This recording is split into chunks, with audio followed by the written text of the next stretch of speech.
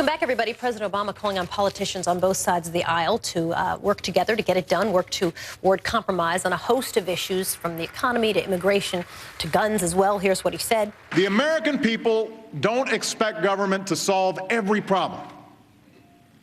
They don't expect those of us in this chamber to agree on every issue.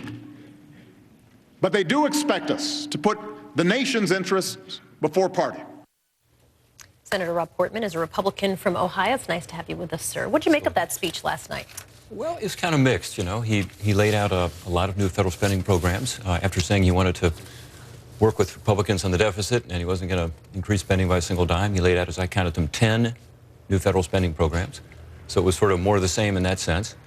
I was most encouraged by what he said about entitlement reform and tax reform. Why? At one point, well, because I think as president, his role is to explain to the American people what's really going on. You know, we're awash in red ink. The entitlement programs, as important as they are not sustainable in their current form. And these are going to be tough political decisions to be made. And at one point in the speech, again, despite, I think, doing a lot of the old tax and spend of the last 4 years, at one point in the speech he said we need to reform our entitlement programs. And it's not going to be easy. And that's what the American people need to hear from him. You know, folks are tired of hearing this notion that somehow everything is fine. They know the economy is not doing well, and somehow it's okay to have a 16.5 going on $17 trillion debt. Many people have looked at immigration as sort of the next easier thing to do because there seems to be a lot of consensus. Do you think, though, in fact, that entitlement reform could be right after that? As you say, it can be the third rail, and we certainly saw in an election year, it's like the fifth rail. I mean, no one wants to tackle it. It becomes very ugly and very fast. Yeah. Well, look, we have to address it. If we don't, those programs will not be sustainable in their current form, and that's the reality. The president knows that. If you look at what the Congressional Budget Office told us just last week, which is a nonpartisan group in Congress that gives us, you know, the scoring, how much things are going to cost, they said these programs will, over the next 10 years, double in their cost. And look, they've said you can't catch it with income taxes. In other words, you can't tax enough to catch up to these programs. So for the sake of our seniors and for the sake of their kids and their grandkids, we've got to figure out how to preserve and save these programs. And we need the president's, you know, help in doing so. And so that was the most positive thing I heard him say. I'm going to be talking to Jack Lew about that today because he's at the Finance Committee for his confirmation hearings. I suspect Jack Lew had something to do with getting that in the speech last night, and I hope he'll take that on as Treasury Secretary. What about closing tax loopholes? You know, you worked very hard for the Mitt Romney campaign. It's something that Mitt Romney campaigned on. He said he was going to reform the tax code, close some loopholes, which would raise revenue. President Obama discussed this yesterday. Is that something you could support again? Absolutely. I mean, Republicans have been out there talking about pro-growth tax reform for a long time. By the way, the president talked about it 3 states of the union ago, you know, so he's talked about it too. The fact is he hasn't presented a single proposal, and every time we've tried to move forward with tax reform, the president has raised concerns. So here's the question. If you really want to grow the economy, let's do the things that are pro-growth, that are going to get the private sector going to create more middle-class jobs and better jobs.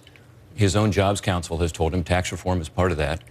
And yet the president seems intent upon just sort of picking out one loophole after another and holding those up, which, by the way, don't come close to paying for the programs that he's laid out, without talking about this need to do comprehensive tax reform that increases economic growth by broadening the base of tax, simplifying the code, and lowering the rates. Not tax cuts, but tax-neutral, revenue-neutral tax reform. Many times we look at really almost every address, excuse me, to see if there's an olive branch or sort of a club being presented. How would you read what was presented last night? I mean, I saw the moment of the clapping when there was you know, they deserve a vote, and they deserve a vote, and they deserve a vote. You could see, I thought Speaker Boehner seemed a little conflicted about whether to stand and clap when everybody else was clapping, and then he kind of stopped, and then he sat, because there's a lot behind that. Yeah, I think the president was ambivalent last night as to whether he wants the governor to continue to be a, you know, successful politician. The campaign's behind us. We need to turn the page.